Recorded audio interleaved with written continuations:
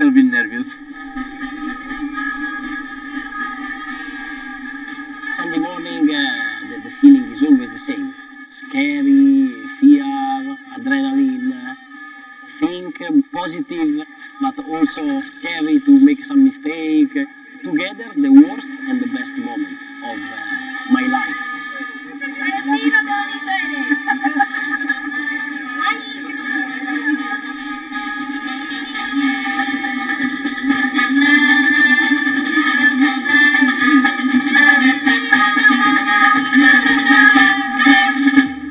The countdown to the Motogp race at 2 o'clock is punctuated by the roar of the support events.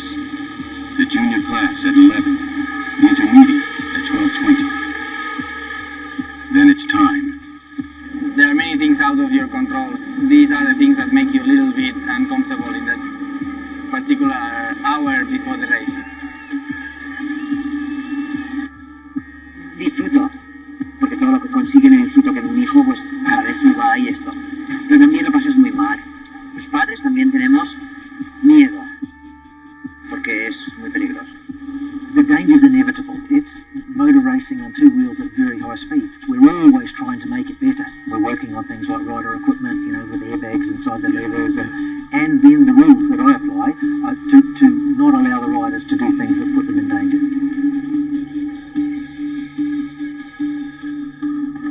The road to the Motogp World Championship is long, difficult, and dangerous. It must be taken at maximum speed at all times. The finish line is thousands of miles, hundreds of races, and hundreds of crashes from the start.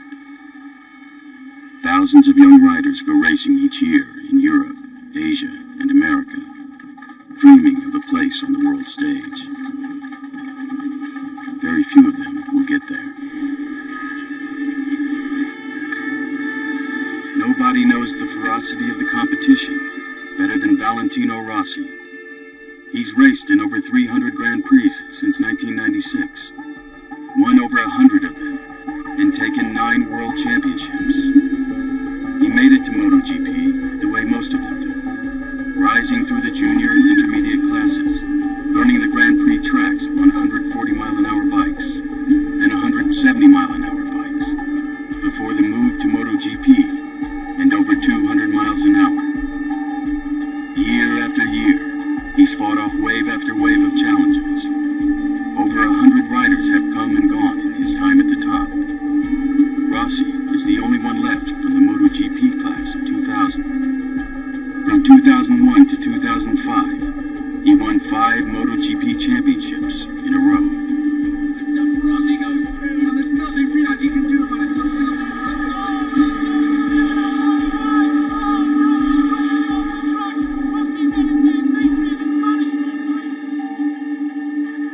He was the undisputed king of the sport. At the end of the decade, he was still fighting, still winning. One more Premier Class title, and he would equal the all-time record. One more step to cementing his status as the greatest motorcycle racer of all time. But by 2010, Rossi had his hands full. The men who could beat him had arrived.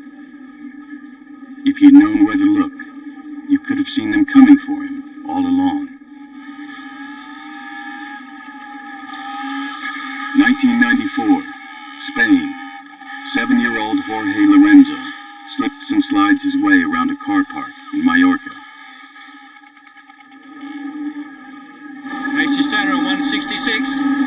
Keep your eyes on Casey. 1997, Australia. 12-year-old Casey Stoner leads the pack in a dirt track race. Casey Stoner 166 with that nice comfortable lead.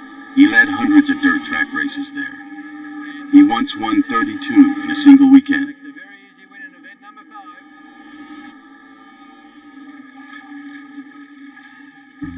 1999, Italy.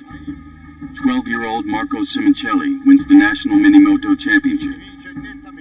The same competition Rossi started his career in. 2000, Casey Stoner's family takes all their savings and moves to Europe. Racing on asphalt for the first time, Stoner finds himself up against the fastest rider he's ever seen, Danny Dani Pedrosa from Sabadell, near Barcelona. 10 years later, the new generation are all on the grid with Rossi. Almost all of them, that is. There's another very fast one coming, who none of them know about yet.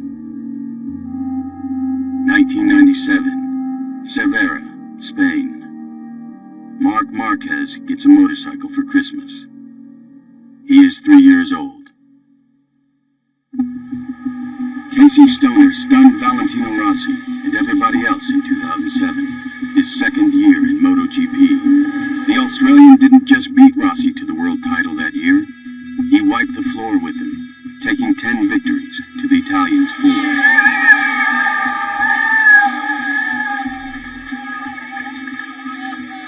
Yamaha then signed Jorge Lorenzo as their second rider for 2008. It was a statement. Rossi was the past. Lorenzo was the future. In 2010, the 23-year-old rode a perfect season. He finished every race, took 9 wins and 7 podiums, and scored more points than anybody in history. Yo lo vi con 5 años ya. Era impresionante cómo era capaz de pilotar por encima de la lógica, no por encima de las leyes de la física casi.